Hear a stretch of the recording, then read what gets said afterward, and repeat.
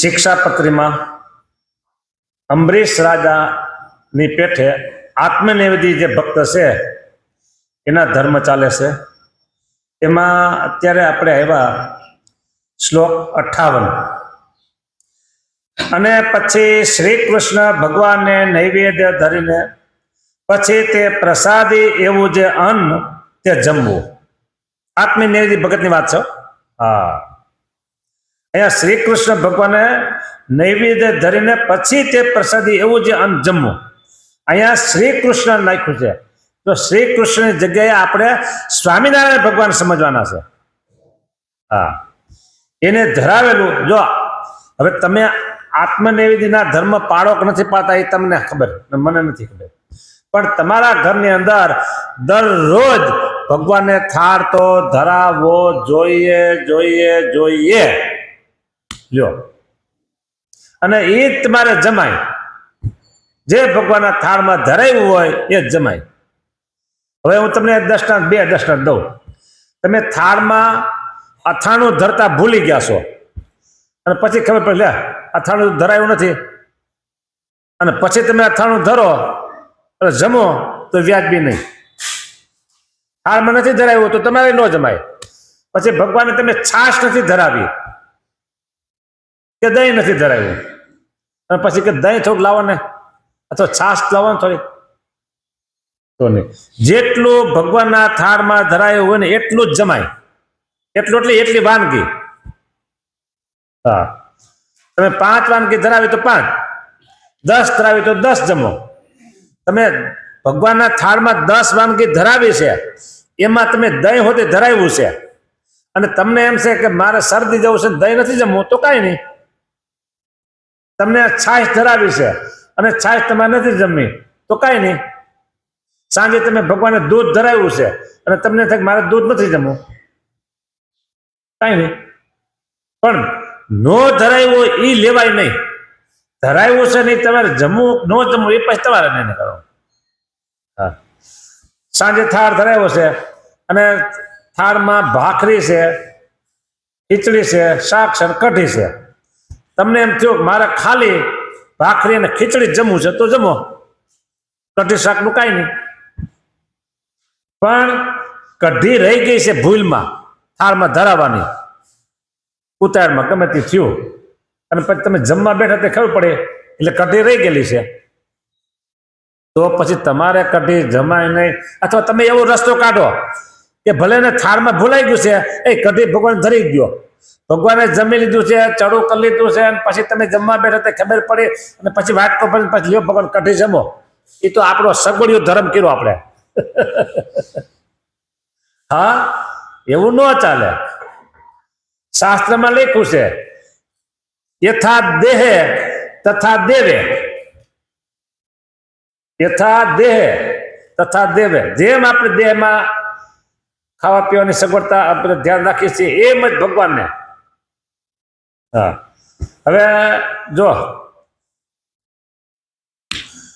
તમને એમ છે કે ભગવાનને શું બધી જરૂર છે, ભગવાનને શું બધી જરૂર છે, ભગવાન તો પૂર્ણ કામ છે.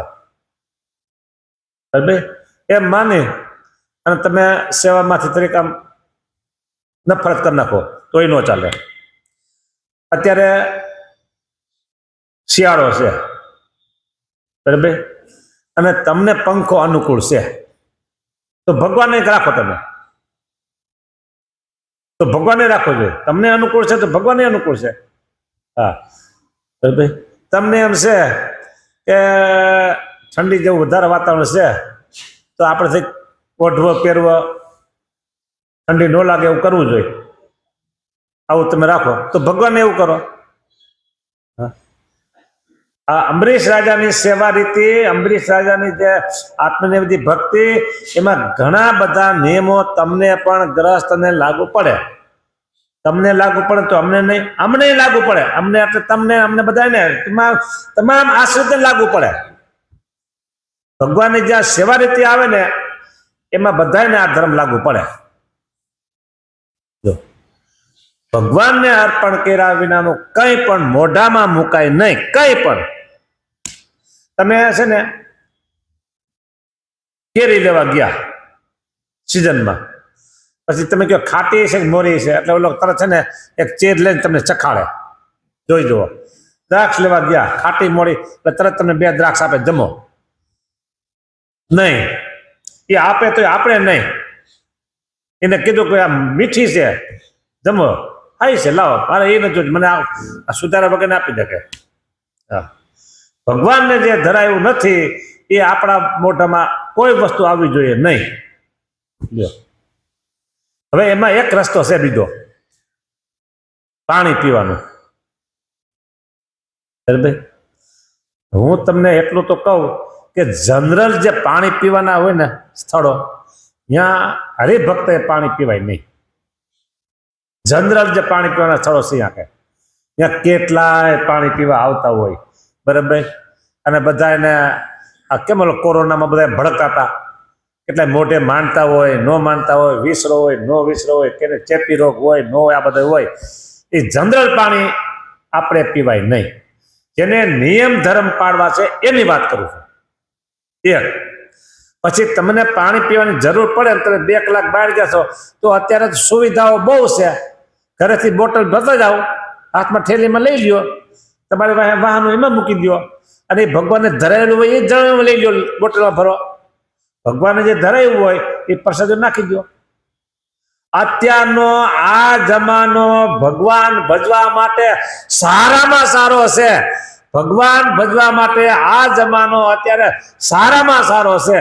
આજ્ઞા પાડવી હોય એને માટે આ જમાનો સારામાં સારો છે. જેને ભગવાનને રાજી કરવા હોય, આજ્ઞા પાડીને રાજી કરવા હોય, એને માટે અત્યારનો યુગ બહુ સારામાં સારો છે. લ્યો, હવે આપણે કરવું જોઈએ.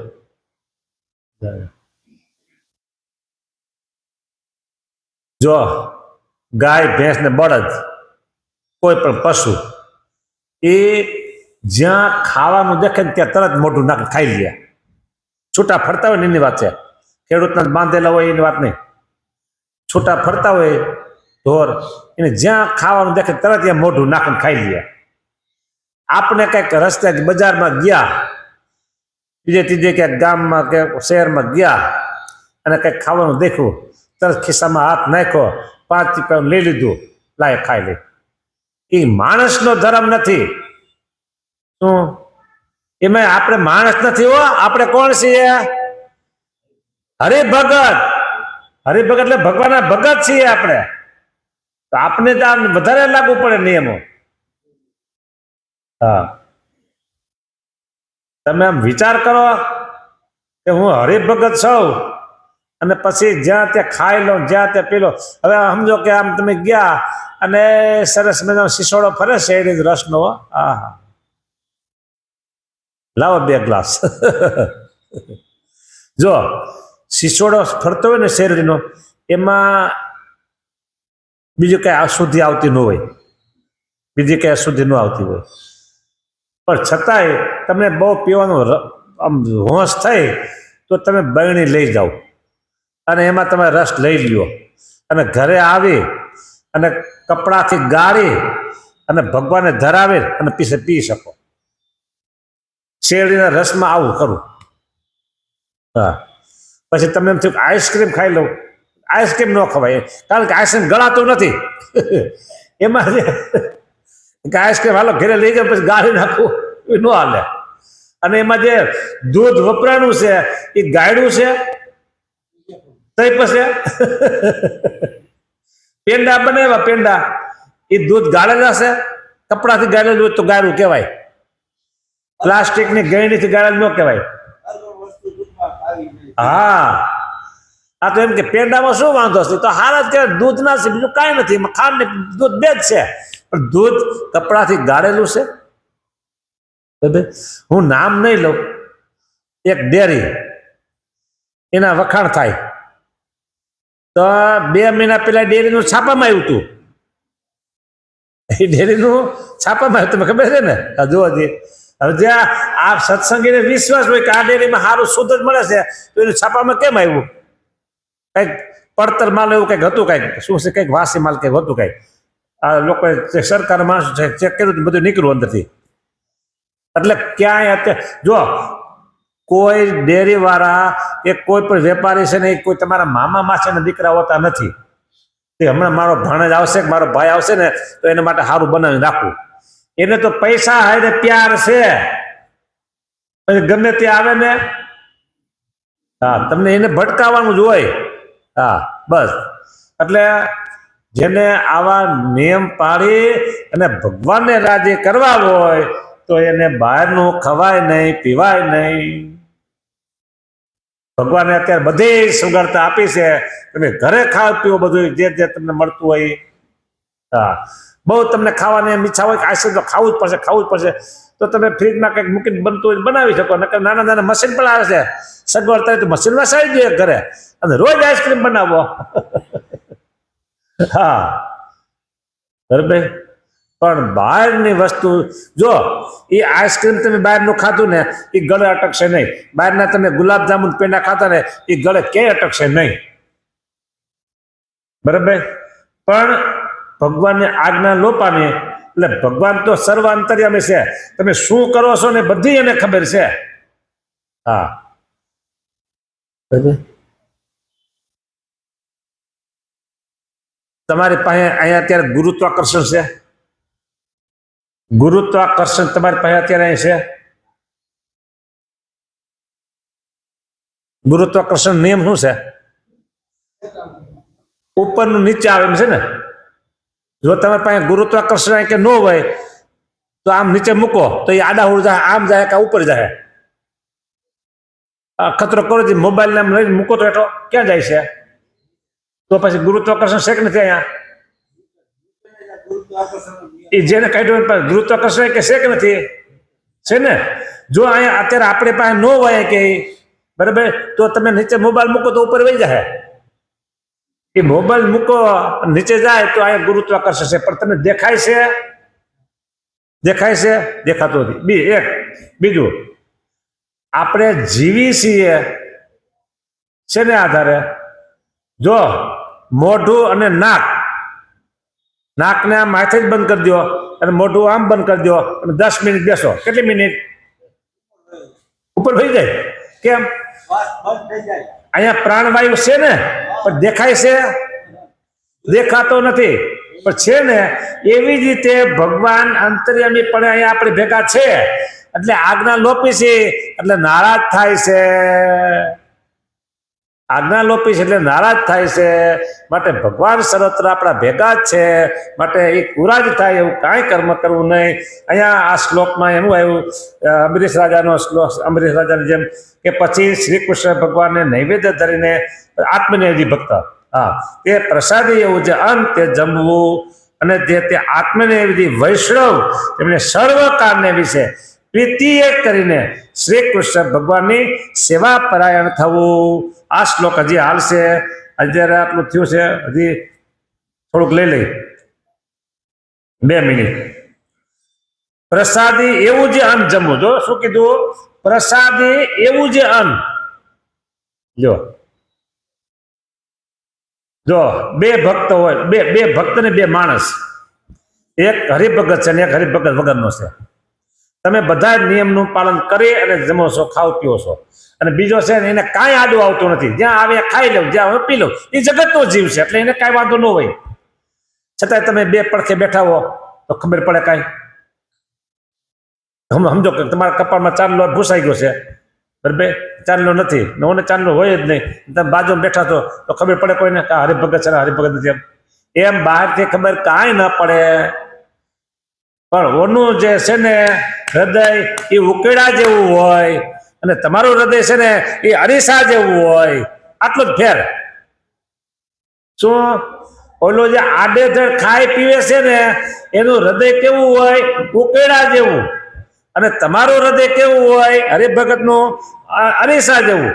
અરીસાને સામે આમ રાખો તો દેખાય ન દેખાય? એમ હૃદય તમે ભગવાનની મૂર્તિ જોઈ શકો તો એ તરત સામે દેખાય આપણી મૂર્તિ ભગવાનની. હા આટલો ફરક છે. માટે પ્રસાદી એવું જે અન્ન તે જમવું અને પ્રસાદી એવું જે જળ તે જ પીવાય. બહાર ગામ જાય તો પાણીની બોટલ પ્રસાદીનું જળ લઈ ને ભેગી લઈ જાય બોટલ. અને એ બોટલ થઈ રહી હોય પછી બીજી ભર્યું હોય તો એમાં થોડુંક પ્રસાદીનું રખાય અને પછી મને ભેગું કરી દેવાય. આ બધી સગવડતા છે. એટલે ભગવાન ભજવા માટે અત્યારે સારામાં સારી સુવિધાઓ છે, સારામાં સારો સમય છે, સારામાં સારો યુગ છે. ભગવાન ભજવા હોય, એને ભગવાનને રાજી કરવા હોય, એને માટે અત્યારે સોનાનો સૂરજ ઉગ્યો છે. આજે સોનાનો સૂરજ ઉગ્યો છે ભાઈ. ભગવાન ભજવા હોય તે ભજી લેજો. સોનાનો સૂરજ ઉગ્યો છે આજે. આવી વાતું છે. જય સ્વામિનારાયણ.